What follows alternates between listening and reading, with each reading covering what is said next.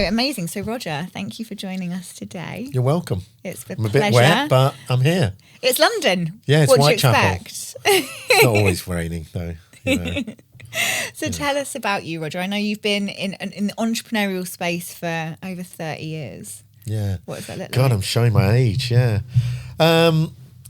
I went to university. I was a sort of failed medical student and, didn't pass my medical exams at university. I just sort of struggled through with studies. I was more interested in sort of running clubs and sort of, it was a whole sort of summer of love and, real dance revolution that was happening. I came out of university, my first 3 jobs, I got the sack. So I'm trying to establish a really low base for everyone that's listening out there. So if I can do it, anyone can do it. If you've been sacked, it's all right. Yeah, I've been sacked. I wasn't that great a student. And I just came to the conclusion at the age of 22 that if I didn't start my own business, then no one was going to employ me. So I started one of Britain's first streetwear brands, which was called Box Fresh. You're probably too young to remember, sort of 1990. And I think I'd have been 1. Yeah, you see, I told you, too young. Yeah. And then I built that business up over a 15-year period, literally from a market stall to maybe like a £20 million business, selling in about a dozen countries, maybe having about, I don't know, a dozen stores, maybe 50 concessions, manufacturing in Hong Kong, China, Portugal, and the UK. And I sold the business to a company called Pentland Brands, who are a massive multi-billion branded group. They used to own Reebok and have a major shareholding in JD Sport. And I really learned so much from that journey. I think being in fashion for me or streetwear was brilliant because I was maybe making 1,000 products a year and I was in charge of the sort of design team, I guess, and the marketing. So I was always very much in tune with my emotional intelligence, and it wasn't computer says this, it wasn't computer said that. It was, I like this, I like that, let's do this. And there was a real culture of wanting to sort of be better than everyone else, it's sort of amongst the streetwear brands. So it was brilliant training. And I look back and I think a lot of the lessons that I've learned about consumer brands were formulated in those early years. So I found myself at the age of sort of my late 30s by then. I guess I could have retired. I worked for Pentland for a couple of years. Again, I didn't really get on with corporate life. And then maybe at the age of 40, I was thinking about retiring. And I said, do you know what? I'll do a bit of brand consultancy. That's what everyone else does. And again, once I really focused on something, it sort of took off. And I had quite a lot of branded, sort of mainly fashion brand clients like Superdry, Universal Music, loads of brands. And I was sort of buying and selling brands and I was licensing brands because I'd realised from the deal that I did selling Box Fresh to Pentland Brands that it was about the power of the brand. So that was where the real value was in the company. And I forgot to mention along the way with Box Fresh, I launched brands like Carhartt and Penfield in the UK and sort of really got exposure to, brands that have really, certainly Carhartt's done phenomenally well since then, and I basically bought and sold brands for about a 5-year period. And then I got fed up of advising people who were quite similar to myself, who had maybe too big egos and they weren't listening enough. And I was like, forget this, And I think Steve Jobs once famously coined about connecting up the dots of your life. And my dots were, I had a love of physical retail. I really still to this day believe in the power of physical retail. And I love to shop and I loved fashion. And I believe that the customer loves that touch and feel. And I had run a container shop for Box Fresh. And I had a friend that ran a retail development in America. And we used to be based in America for a while. And just in the middle of the night, I came up with an idea to create the world's first pop-up mall built from containers. And I had no experience of running a retail development. I didn't know how it's going to run. I had some buy-to-lets. I thought I was just going to like literally rent them out and collect the rent. And I remember a retail director from another retail development company saying to me, well, how are you going to run it? I'm like, what do you mean run it? All I got to do is collect the rents. And I was so naive, you know, when I first built it. I literally couldn't find an architect to design it. And I sort of did it out of a book, built a little test model in Barking made up of 4 containers, 2 at the bottom, 2 at the side, and tested the principle of what I was looking to do, and sort of learned on the job. And at first, I had incredible tenants signed up. So I had like Nike, I had Diesel, I had North Face, we had all the brands, Calvin Klein, everyone was with us. And they all wanted to get 5-year leases. And I was like, oh, no, I'm not having a 5. You can only have a 1 year because the rent's going to go up. Well, after the first year, half our tenants left us. And in retrospect, that was probably the best thing that ever happened to me, because it forced me to innovate and really move the company forward. So we started to move much more into street food. We started doing a lot of events. We started to really develop footfall through social media. And this is at a time that no one was doing this. We were doing Wi-Fi data capture. We were doing Facebook sites. We were doing events.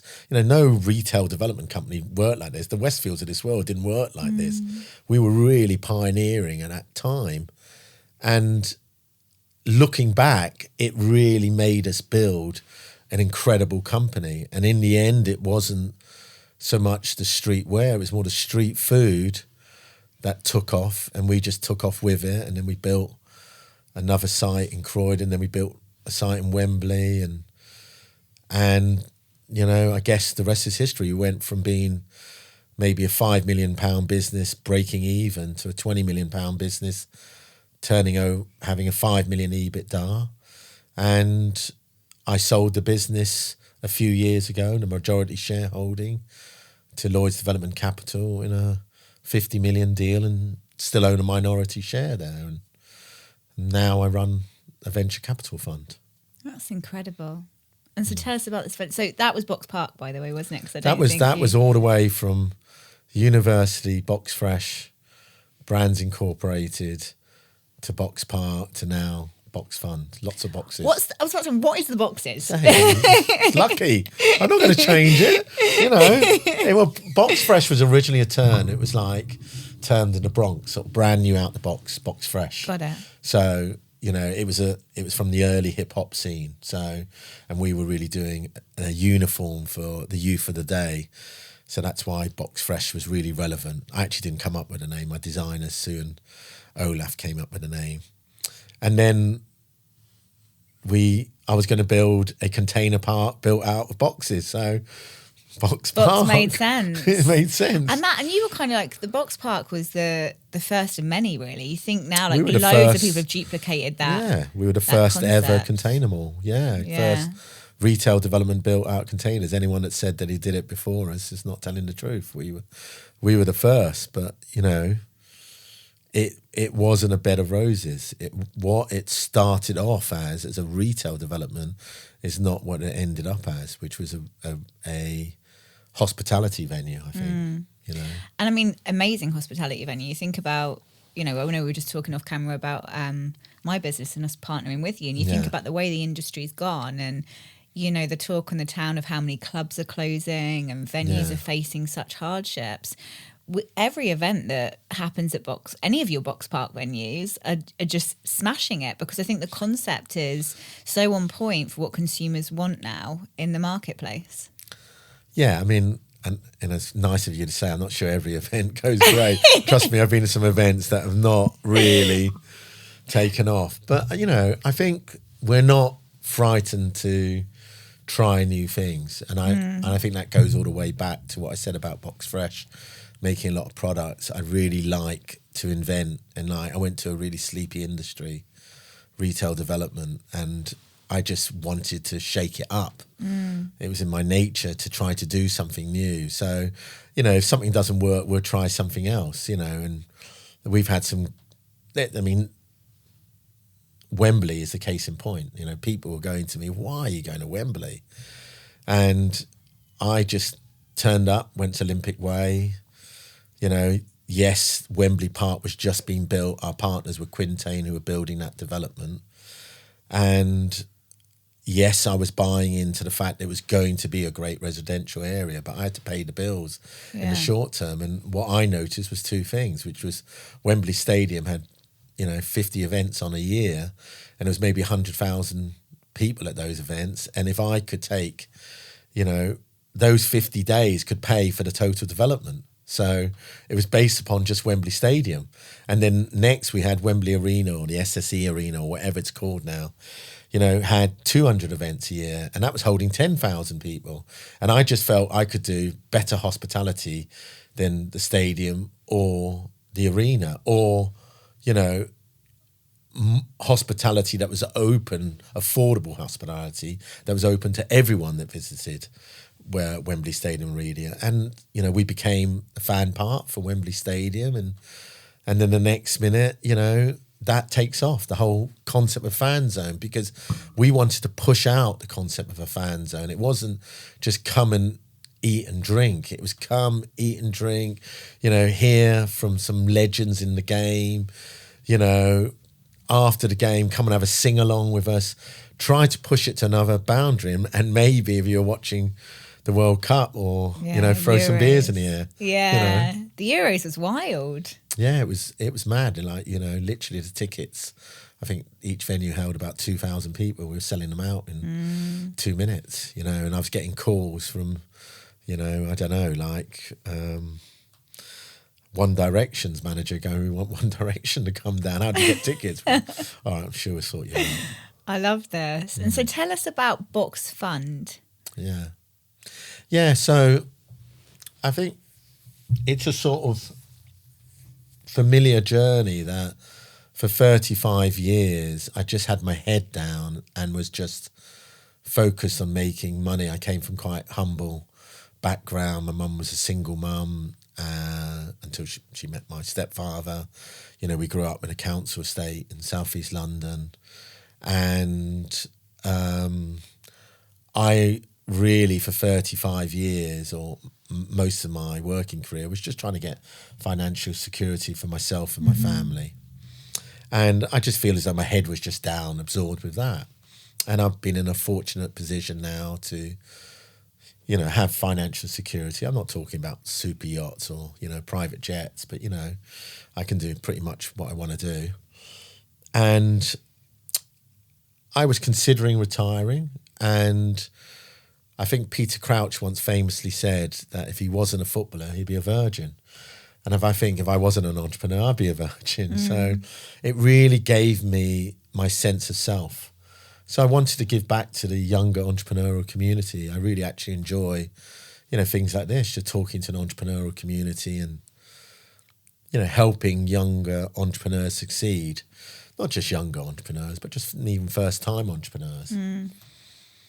And at the same time, something happened in me over Brexit. I became very political, which I wasn't political, but it just, I can swear in this, can't I? Yeah. Swear, and I'm going to ask you what you want to rant about in a minute. So if you want to go there. Well, Brexit really pissed me off. So I considered it, a ridiculous act of economic self-harm.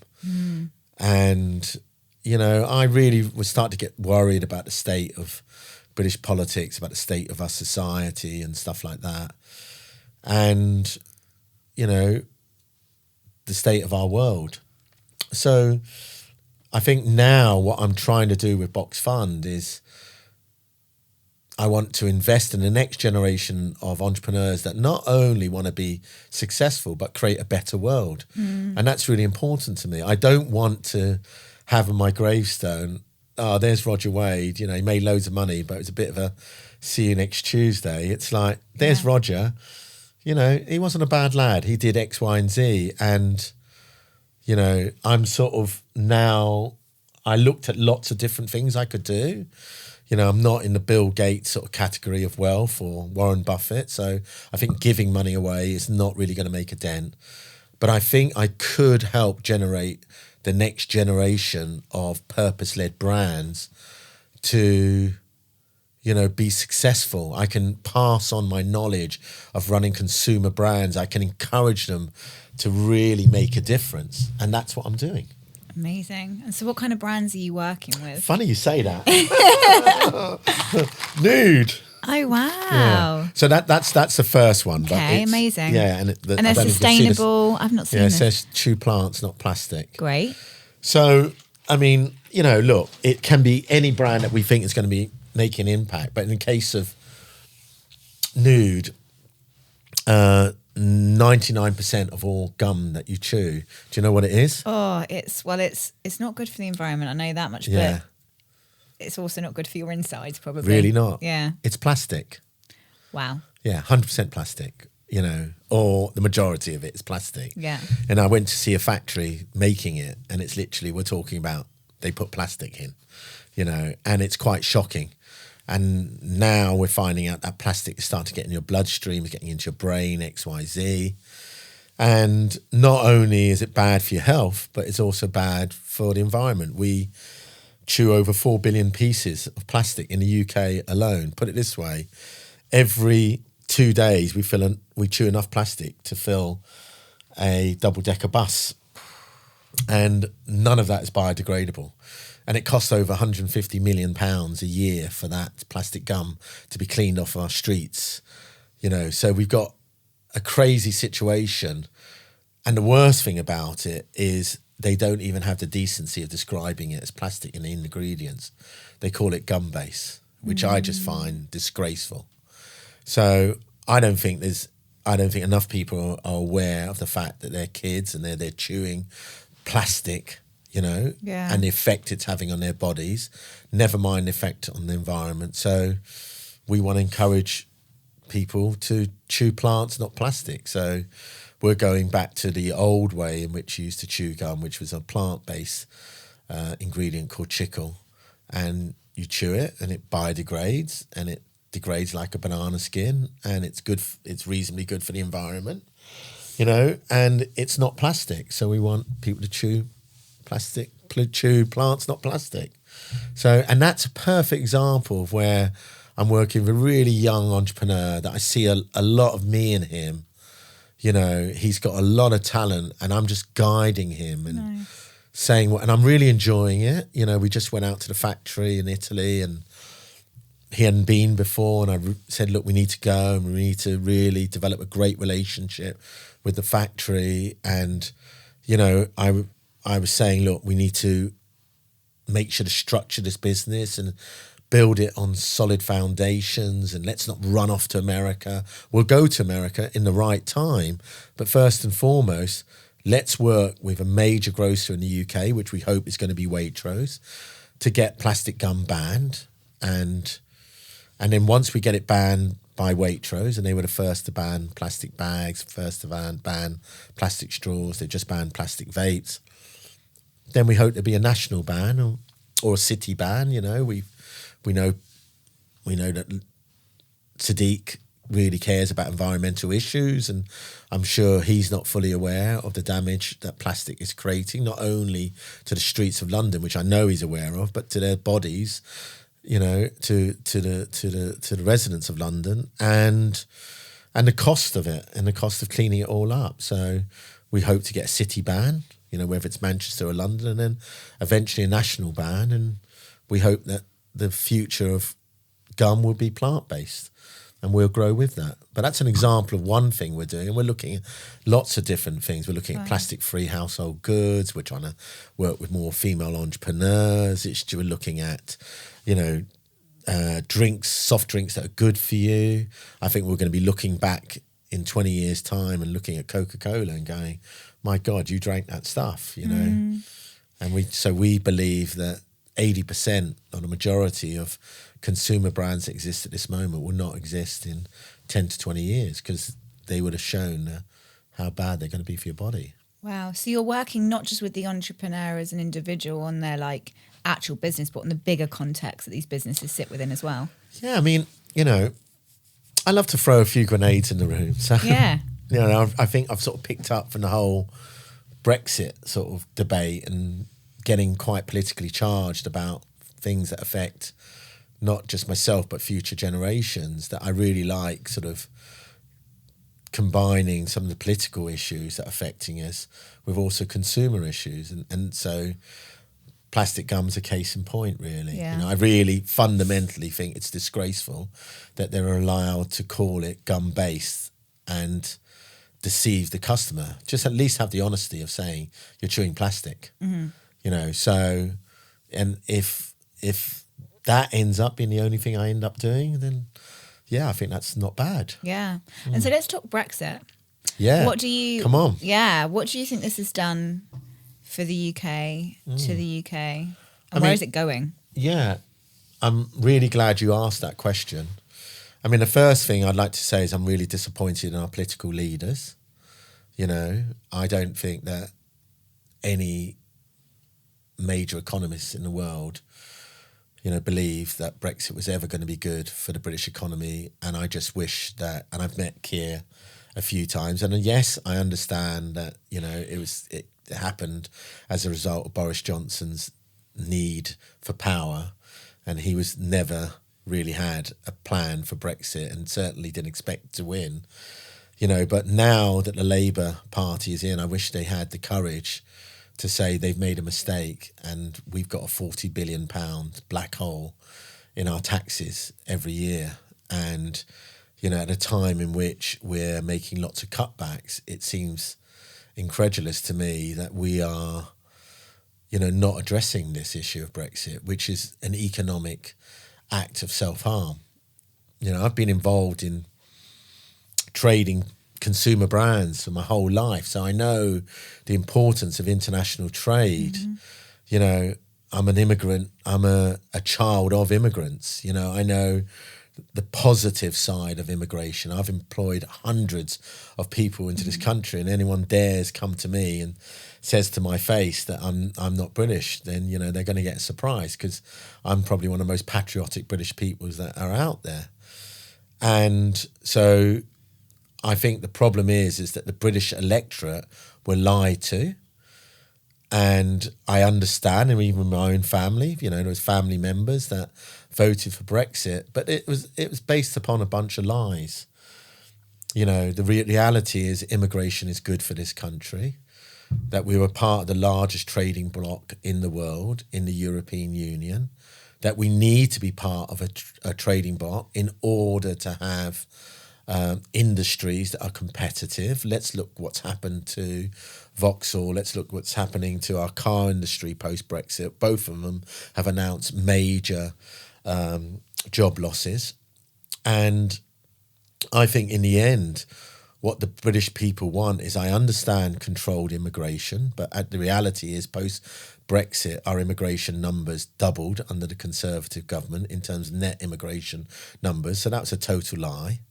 We ended up losing a fantastically motivated young European workforce and replace it with immigrants from other countries, which I've got no problem with, but I'm sure that we would all agree we would like to have younger immigration, encourage younger immigration, who are going to be net tax contributors to our economy, and we've lost them. So I believe that we've committed an absolute act of economic self-harm. And what I find unbelievable is, in business, when I make a mistake, I've got the strength to go, we've really messed up. Let's put up our hands and just say, we've made a mistake and let's reverse it. You know, I don't think that it's realistic to talk about rejoining the European Union, but we should join the European single market. And I believe that will go a long way to filling in the £40 billion black hole that we've got in our taxes post-Brexit, and get this country back on its knees. Because when this country was part of Europe, we were the fastest growing economy in the European Union, if not the G8. And now us and Germany are the slowest, okay? So, look, people give some silly reasons of why it's been great and sovereignty and all that rubbish. And that's all just emotional rubbish. We never lost our sovereignty. When you're part of a trading bloc, you have to have trading rules. And some of those rules were really good rules. So let's take the example of the chicken industry, okay? So in America, you've got battery farm chicken produced by major corporations like Purdy's, and they add chlorine to all of their chicken. The European legislators said, we don't want our chicken manufacturers to have the same policies. Sorry, you can't use chlorine to clean chicken. Who's right? Well, I don't want chlorine in my chicken. So this idea of rules and, look, I'll be honest with you, you're all played by Boris Johnson, Jacob Rees-Mogg, Michael Gove, so they could have their political career, and they're all looking down at you and laughing at you for voting for Brexit. In the end, it's the working class person that's really paid for it. And I hate that. I really hate that. And I have a genuine disdain for those Tory politicians that put their own, requirements before the requirements of the nation. Boris Johnson, shame on you. Rees-Mogg, shame on you. Nigel Farage, shame on you. He's a disgrace. And so for entrepreneurs, since Brexit, what are the new challenges? Wow, what are the new challenges? You're facing probably the most difficult economic conditions that Britain has faced in a long while. The reality is that we are we're not growing. So it's really, and it's difficult to trade with Europe, our largest trading partner. So you got a double whammy, so we're almost, and we haven't even talked about the damage that it's created to the financial sector. And we're increasingly seeing people, businesses move out of the UK. We had the number one financial sector in Europe. So it's really, really tough. I think Britain is on its knees at the moment. That doesn't mean I don't believe in it, because I'm investing in Britain, but I'd like the government to take off the shackles and help young entrepreneurs succeed. We've recently had changes to taxation. Yes, I'm really pleased to see that they kept EIS, but at the same time, they've increased capital gains on entrepreneurs, and we've seen a 250% increase in entrepreneurs' tax in the past 4 or 5 years. It used to be at 10%. It was 10% for the first 10 million. Then it was 10% for the first million. And now it's a straightforward 25%, So it's a massive increase. So, we're not helping our economy in any way. So why should someone still do entrepreneurship in the UK? Well, Britain is still one of the best countries to set up a business in. We've got a relatively low taxation system. Certainly, we tax our entrepreneurs less than the US and Germany. It's a great environment. There's not a lot of administration, sort of headaches. It's really difficult to get companies set up, for instance, in places like Italy and Germany and France. We haven't got that sort of administrative sort of stranglehold on setting up businesses. We have got a strong financial sector. We've got an incredible creative economy. We're a great nation, and write us off at your peril. Britain punches way above its weight. We've got fantastic entrepreneurs here, and we've just got to make sure that those entrepreneurs flourish. So what do you think about the future of Britain? I listened to something the other day where it's easy to get onto the bandwagon of, it's, cost of living crisis, XYZ. Yes, it's really tough out there. We understand that. Yes, it's not the best economic conditions that we've had, okay? But Britain is still a great country for entrepreneurship, and write it off at your peril. I'm investing in British businesses. I believe it has been a really tough time, but I believe under a Labour government that we will do better, because nothing could be as bad as what damage the Conservatives inflicted on our economy. I mean, they literally nearly sent this country bust, but we seem to be just falling into the trap of, oh, Labour stands for, the unions, and the Conservatives really stand for economy. Bullshit. Absolute bullshit. The track record speaks for itself. The Conservatives brought this country to its knees. So what do you believe that Labour, the new policies and things that have been put in for entrepreneurs is going to be good? Because, there is a belief system that it's actually super negative. Yeah, I mean, of course, it's the belief system is created by the media. But look, you've inherited a 40 billion tax, black hole that they didn't realise about. And the reality, they've got to balance the books. And, there's going to be some listeners out there that think, oh, well, they didn't need to balance the books. Well, certainly the Conservatives weren't balancing the books, okay? But you do need to balance the books, because unless you balance the books and you have a reasonable budget, there will be a run on bonds. And if there's a run on our bonds, it will effectively affect our inflation, and effectively it will make Britain bust. And that's what happened post-Trust, okay? That's why Trust was literally kicked out of government so quickly, because of her tax reductions. You can't just give tax reductions. The world doesn't live like that. So the reality is Labour's been in for what, less than 6 months? They haven't done it yet. There's no actions that they've done that could have affected our economy. Yes, they've introduced some difficult taxation policies, but they've had to make some difficult choices. Do I agree with all of them? No, I don't agree with all of them. Do I agree with everything that Labour are doing? No, I don't. I really am very, very strong about their policy towards the European Union. I just feel as though they're playing politics, and I hate that, but the problems that we're facing now are not created by the Labour Party. They're created by the Conservative government and 14 years of utter mismanagement, and they're just picking up the pieces. Bringing correction. So let's talk about the Generation Z workers and maybe also the impact. So let's first talk about the impact of Brexit, because it massively impacted the hospitality industry hugely. I mean, we saw, think back to my business 16 years ago, the workforce that we had, the attitudes to work, it was markedly different.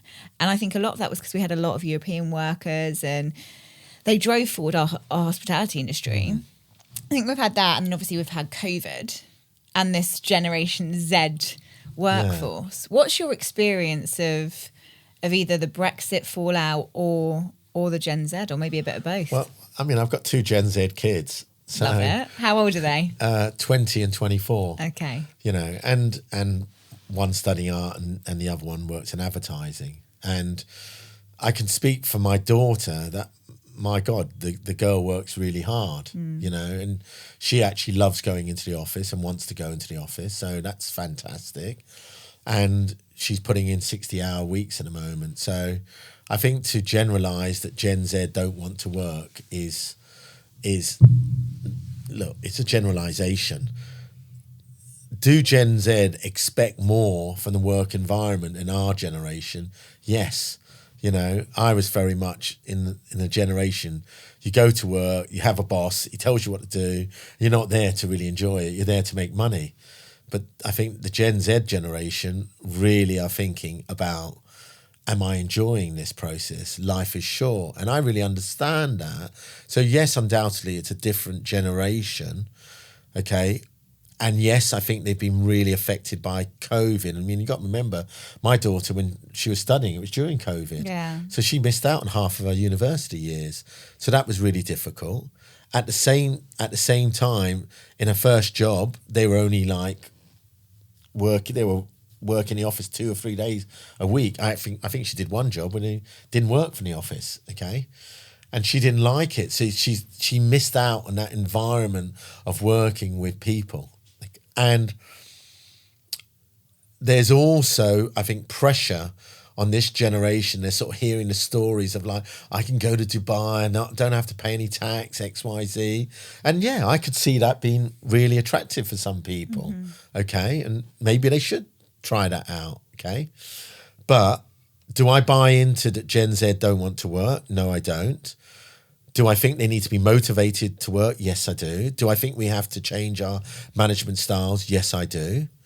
You know, but that applies not to, there's lots of different things. You know, we were speaking earlier, I think there should be more women in leadership. So it's only positive things, really. 100%. And I'd definitely say with leading all Gen Z, from my angle, it's a different it's a different value system. This is generalized, right? But different set of values that come through the front door that you do have to create new structure around. And as organisations, we should be more sensitive to what the good that brings forward in, rather than trying to shut it down and change it and be more old school, let's say, with our management styles. Yeah. I mean, you know, I think we're in danger sometimes of thinking that everything that was old was bad. Yeah. And you know what? I don't think there's anything wrong with coming to the office. I don't think there's anything wrong with having a really strong work ethic, you know. And unfortunately, sometimes in a job, you need a boss, you know, and you need to have clear direction. So there is definitely, oops, my phone speaking, my watch speaking for itself. There's definitely a situation where the management of Gen Z, you have to use a different style, okay? But I think that there's a bit of change from an older generation in terms of the management style.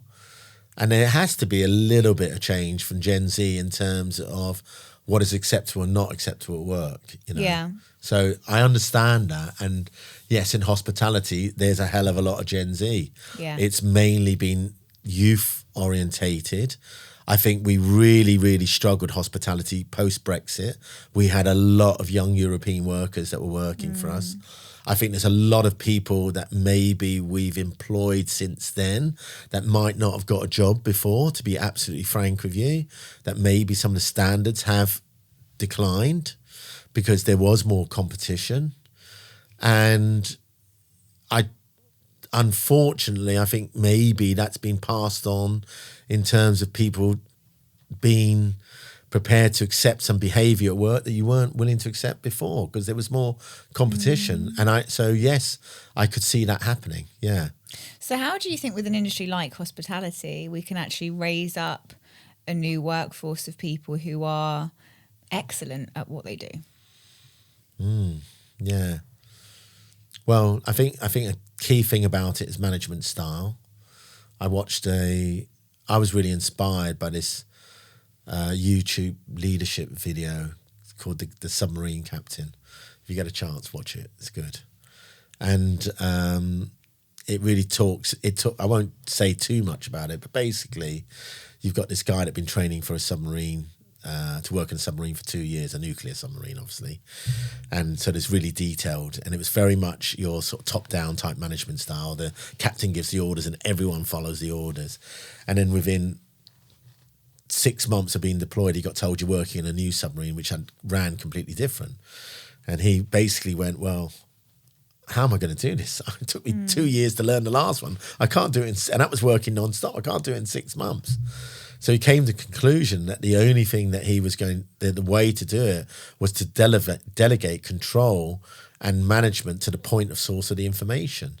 So if there was a guy that was giving the navigation, or he would go, I suggest going to this, and he would go, yes, I agree, feel free, or whatever the order was. Aye, sir. It wouldn't be the captain going, we should go to that point. It'd be the navigation going, we should do this. So he encouraged a bottom-up management style, one in which people were encouraged to think for themselves. So, I think that this is an example of a management style that I think more and more organisations have got to use, which is really empowering their staff, giving them some control and delegating the control. That doesn't mean just like abdicating your responsibility. It means really educating people to take control of whatever they're doing and giving them that sense of responsibility. And what I've really noticed with Gen Z is that it works. Because in the case of my daughter, she went to a large advertising agency and she didn't really like it because she felt it was a top-down management style. And then she went to a smaller agency and she's been given a lot more sort of responsibility, and she's really liked it. And yes, she's probably working harder and she's probably getting paid less, but she's enjoying her job more.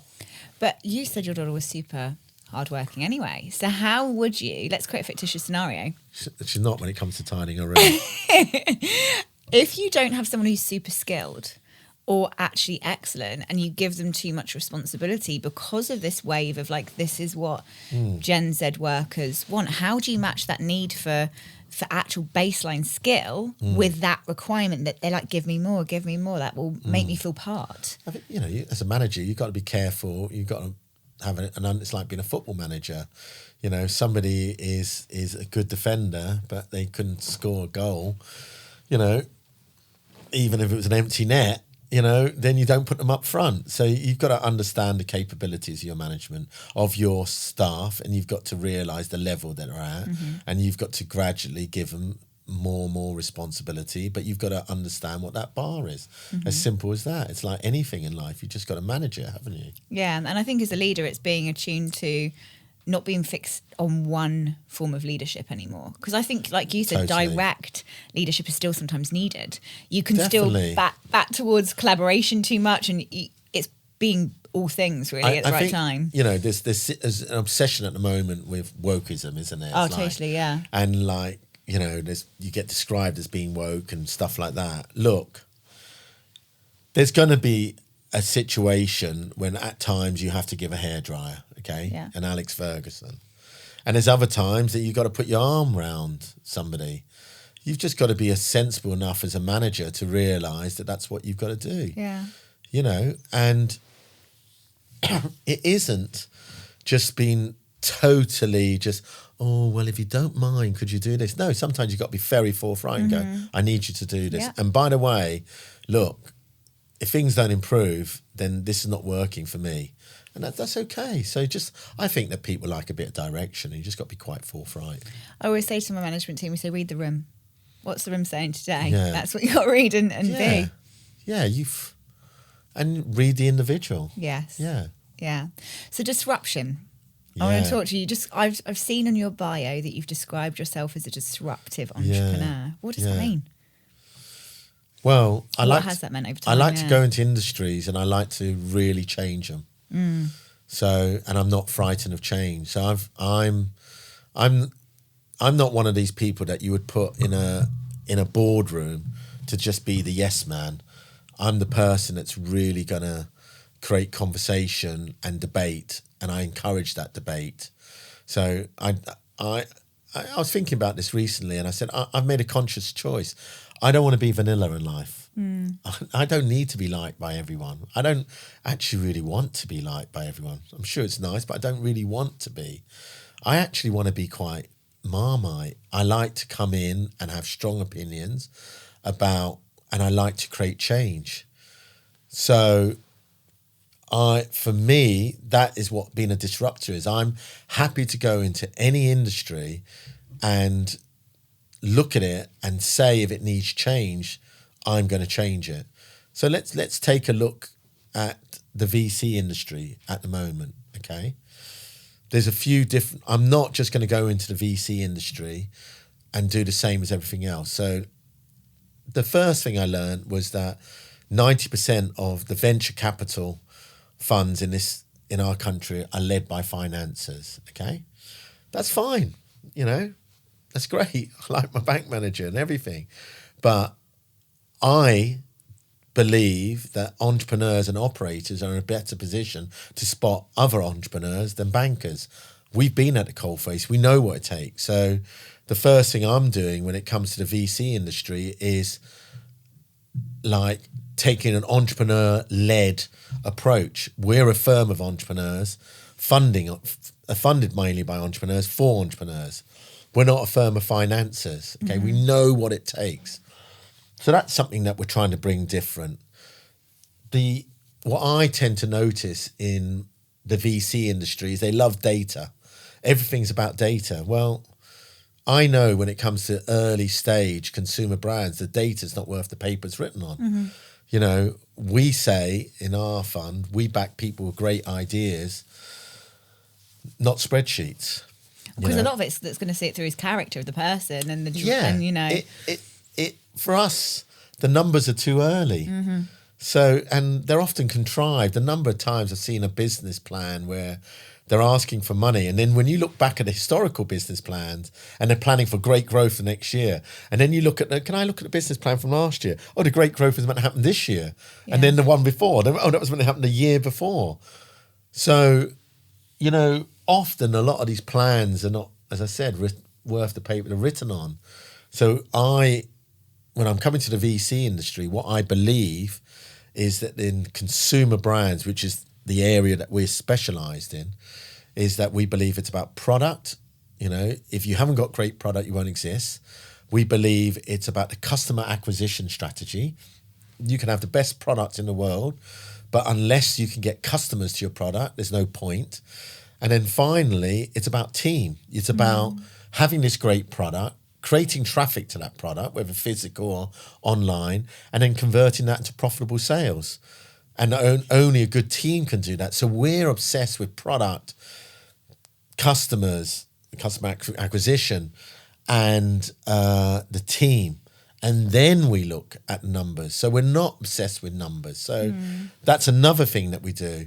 We don't believe in unicorns. They love, Silicon Valley love all this bullshit terms like, you know, unicorns. We're like, look, we're not going to get any unicorns. You know, the chances of us landing a unicorn, we're not looking for a Hail Mary. You know, it's probably Bob Hope and no hope of us getting a unicorn. So we are looking to invest in an industry we know, which is consumer brands. We're not looking to find a unicorn. We're happy to back what we call zebras, just black and white businesses that want to be profitable and want to make a better world. So we don't follow the herd mentality. And another thing we don't do is like, you know, a lot of VCs do a spray and pray approach. They do like 20 investments with a small team. They don't really do a lot of due diligence. They certainly don't sit on the board. And we don't believe in that. We sort of follow the sort of Jerry Maguire mission statement, you know, less clients, caring more, and maybe making less money. But we make more money for our investors because we spend in that more time with them, and we like that. I like spending time with entrepreneurs. And you've built a brand, like it's a brand, like that really stands for something. Yeah, but you have to have the bravery in everything that you do to stand for something, and that comes back to the Marmite vanilla. I'm happy to go into a room full of VCs, and you know, you can see them perk up and they're nervous because they know I'm going to throw a grenade in the room, and I'm happy to throw that grenade in the room. Great. Sorry, if you don't like what I'm saying, well, you know, that's what I see. I see too many VCs and private equity where they alter the odds in their favor. They don't have the same sort of risk profile that the entrepreneur has to bear or the investor has to bear. So I want to create a fund in which investors, entrepreneurs, and the VCs are treated all equally. Not that the odds are in the favour of the VCs. So, there's some practices of some VCs, they have like liquidity preference shares. And look, for your listeners out, they probably won't know what that is. But that is basically, before anyone gets paid out, we're going to get our money back at 3x or whatever it is. And then we're also going to get our share. Well, hold on. You can't have your cake and eat it too. You know, no, it's risk capital. Why should you get that? And why should other investors, as a result of that, receive less? So there's a lot of practices within the VC world that we're happy to disrupt. And I'm really happy to be a disruptor. I really like it. I can tell. Yeah, I love it. I love it. So what is going to be the legacy of you then? I don't know what the legacy of me is going to... And Books Fund. I think, you know, all I can speak to you about is the people that I really admire greatly in life. So, you know, and I think the best way of describing people that I admire is to also describe their opposites. So I really admire people like Obama because I believe they really believed in social good. And I really dislike Donald Trump. You know, I think he's a liar. I think he's a misogynist. He's been convicted of sexual assault. He is a convict. You know, I reject that whole win at all cost mentality. I think that's just really basic, like negotiation. I just think it's pretty rubbish, to be honest. The really smart negotiators, it's win-win, you know, and that's how you don't want to do work with somebody that all you ever do is lose every time. It's just stupid. So that's not the person that I admire. In business, I really admire people like the founder of Patagonia, and I love the fact that he's given his business, handed over control to a charitable trust to create a better world for the Amazon, you know, and I think that's incredible. I used to like Elon Musk, and I dislike him now. I think that his ego's out of control, and you know, I just think it's about him and not about necessarily his shareholders, and not necessarily about what's best for the world. I really like Bill Gates. I think he gets a lot of flack, but who else gives 95% of their wealth away to solve things like AIDS and malaria in Africa? I think what a legacy, what a human being.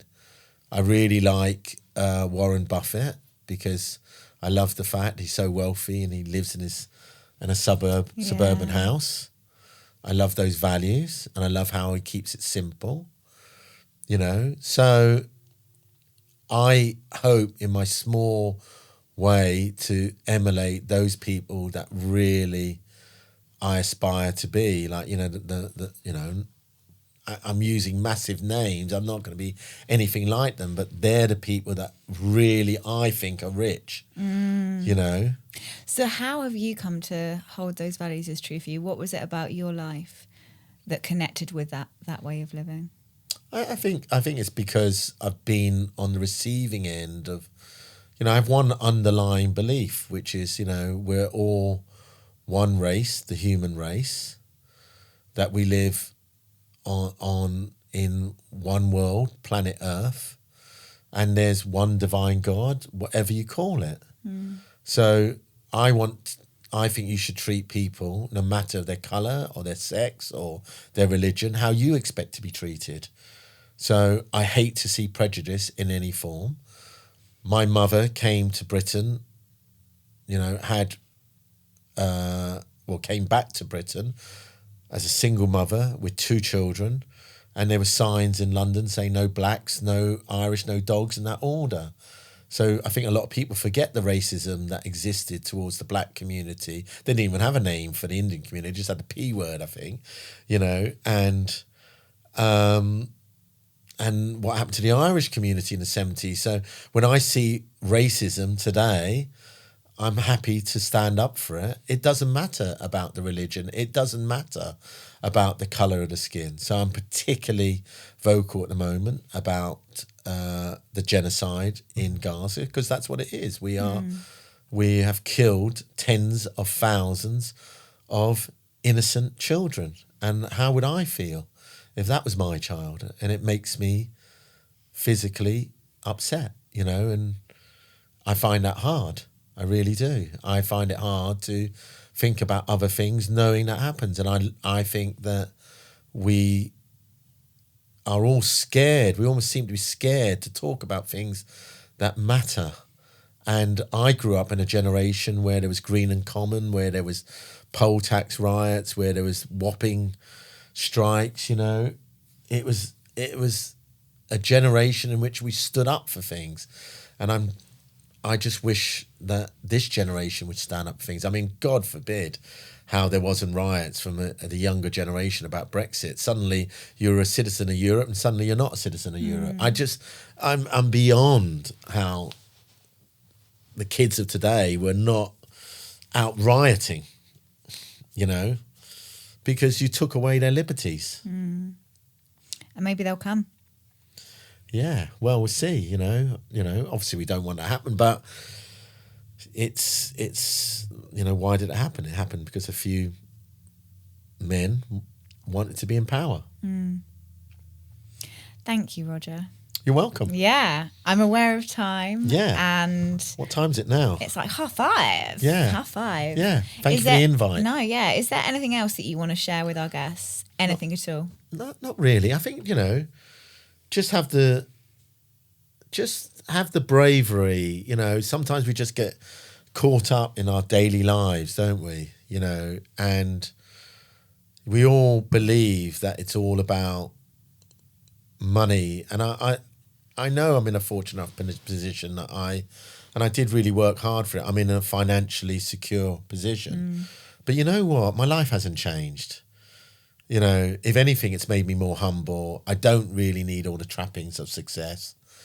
So I would say to everyone, if you want to be the richest person out there, be rich in your values, be a great mother, stand up for those that are not in a position to stand up for themselves. And just, that's true richness. I suppose if we build companies and organisations on that, then we impact many. Yeah. And there's nothing wrong with having successful companies. There's nothing wrong with making money.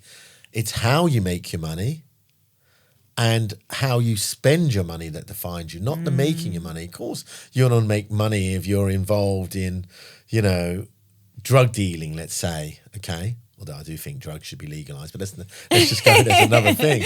But it's think about how you make your money and think about, if you make money, what could I do to just make a better world or make a better environment, or my children could be better. Or you could just be better as a person. That's all. Thank you. Thank you so much for today. You're welcome. Great to have you. Very welcome.